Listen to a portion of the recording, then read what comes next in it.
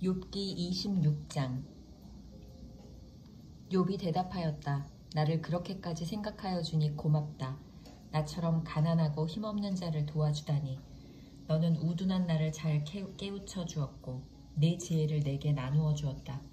그런데 누가 네가 한 그런 말을 들을 것이라고 생각하느냐? 너는 누구에게 영감을 받아서 그런 말을 하는 거냐? 죽은 자들이 떤다. 깊은 물 밑에서 사는 자들이 두려워한다. 수월도 하나님께는 훤하게 보이고 멸망의 구덩이도 그분의 눈에는 훤하게 보인다. 하나님이 북쪽 하늘을 허공에 펼쳐 놓으시고 이 땅덩이를 빈 곳에 매달아 놓으셨다. 구름 속에 물을 채우시고 물이 구름 밑으로 터져나오지 못하게 막고 계시는 분이 바로 하나님이시다. 하나님은 보름달을 구름 뒤에 숨기신다. 물 위에 수평선을 만드시고 빛과 어둠을 나누신다. 그분께서 꾸짖으시면 하늘을 떠받치는 기둥이 흔들린다. 능력으로 바다를 정복하시며 지혜로 라합을 쳐부순다. 그분의 콧김에 하늘이 맑게 개며 그분의 손은 도망치는 바다 괴물을 찔러 죽인다. 그러나 이런 것들은 그분이 하시는 일의 일부에 지나지 않고 우리가 그분에게서 듣는 것도 가냘픈 속삭임에 지나지 않는다. 하물며 그분의 권능에 찬 우레소리를 누가 이해할 수 있겠느냐.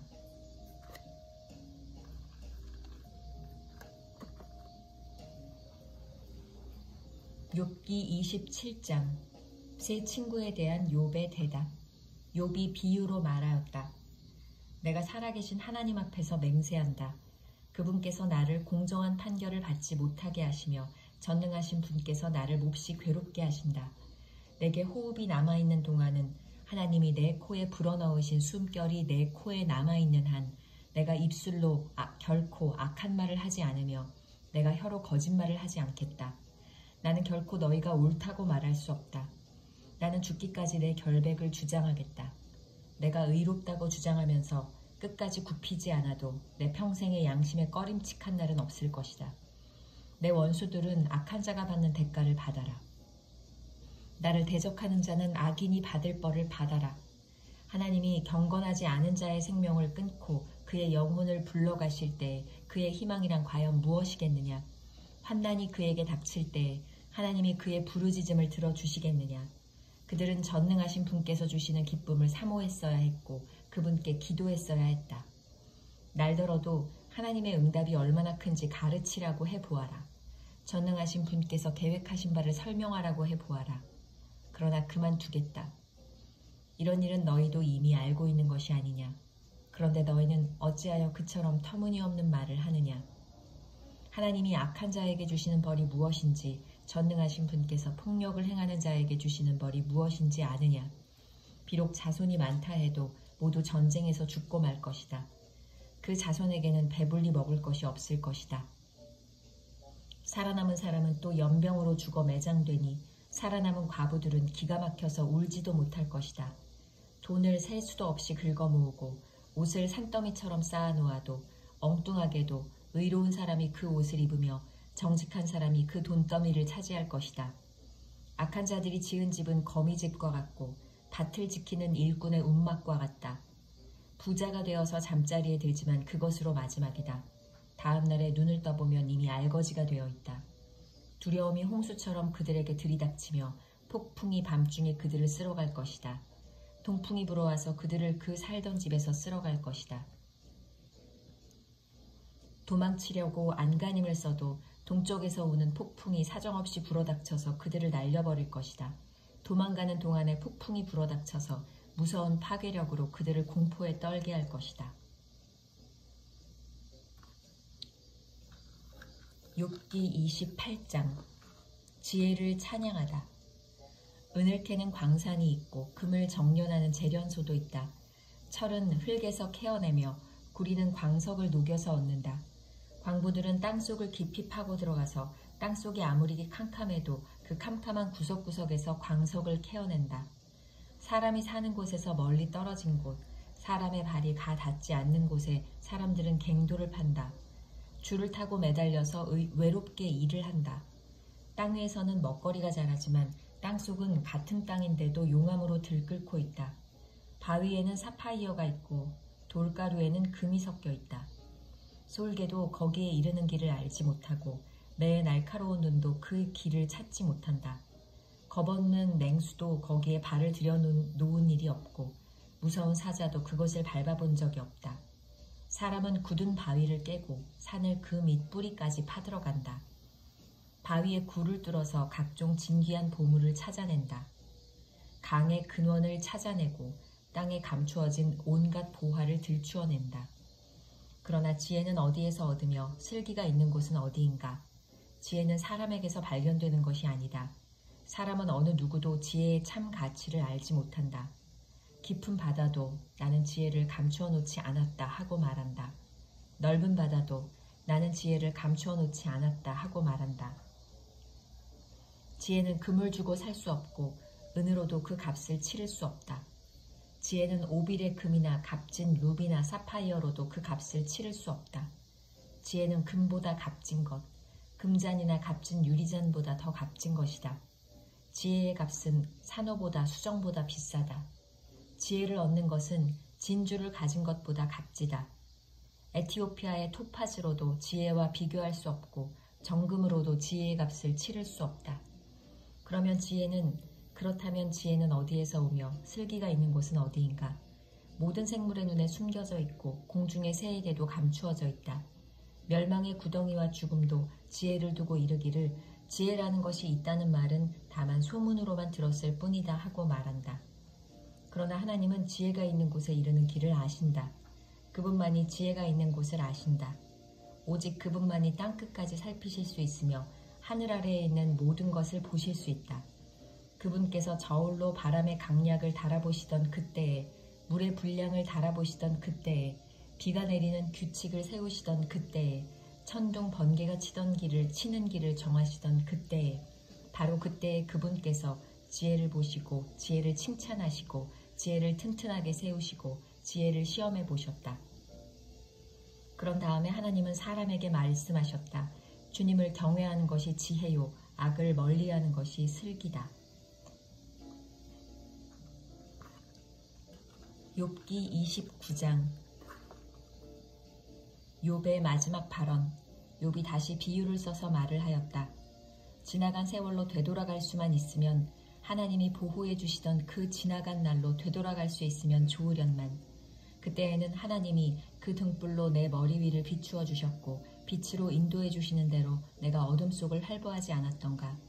내가 그처럼 잘 살던 그 시절로 다시 돌아가서 살 수 있으면 좋으련만. 내 집에서 하나님과 친밀하게 사귀던 그 시절로 되돌아갈 수 있으면 좋으련만. 그때에는 전능하신 분께서 나와 함께 계시고 내 자녀들도 나와 함께 있었건만. 젖소와 양들이 젖을 많이 내어서 내 발이 젖으로 흠뻑 젖었건만. 돌짝밭에서 자란 올리브 나무에서는 올리브 기름이 강물처럼 흘러나왔건만. 그때에는 내가 성문 회관에 나가거나 광장에 자리를 잡고 앉으면 젊은이들은 나를 보고 비켜서고 노인들은 일어나서 내게 인사하였건만. 원로들도 하던 말을 멈추고 손으로 입을 가렸으며 귀족들도 혀가 입천장에 달라붙기는 한 것처럼 말소리를 죽였건만. 내 소문을 들은 사람들은 내가 한 일을 칭찬하고 나를 직접 본 사람들은 내가 한 일을 기꺼이 자랑하고 다녔다. 내게 도움을 청한 가난한 사람들을 내가 어떻게 구해주었는지, 의지할 데가 없는 고아를 내가 어떻게 잘 보살펴 주었는지를 자랑하고 다녔다. 비참하게 죽어가는 사람들도 내가 베푼 자선을 기억하고 나를 축복해 주었다. 과부들의 마음도 즐겁게 해주었다. 나는 늘 정의를 실천하고 매사를 공평하게 처리하였다. 나는 앞을 못 보는 이에게는 눈이 되어주고 발을 저는 이에게는 발이 되어주었다. 궁핍한 사람들에게는 아버지가 되어주고 알지도 못하는 사람들의 하소연도 살펴보고서 처리해 주었다. 악을 행하는 자들의 턱뼈를 으스러뜨리고 그들에게 희생당하는 사람들을 빼내어 주었다. 그래서 나는 죽을 때까지 이렇게 건장하게 살 것이다. 소털처럼 많은 나날, 불사조처럼 오래 살 것이다. 나는 뿌리가 물가로 뻗은 나무와 같고 이슬을 머금은 나무와 같다. 사람마다 늘 나를 칭찬하고 내 정력은 쇠하지 않을 것이다 하고 생각하였건만 사람들은 기대를 가지고 내 말을 듣고 내 의견을 들으려고 잠잠히 기다렸다. 내가 말을 마치면 다시 뒷말이 없고 내 말은 그들 위에 이슬처럼 젖어들었다. 사람들은 내 말을 기다리기를 단비를 기다리듯 하고 농부가 봄비를 기뻐하듯이 내 말을 받아들였다. 내가 미소를 지으면 그들은 새로운 확신을 얻고 내가 웃는 얼굴을 하면 그들은 새로운 용기를 얻었다. 나는 마치 군대를 거느린 왕처럼 슬퍼하는 사람을 위로해주는 사람처럼 사람들을 돌보고 그들이 갈 길을 정해주곤 하였건만.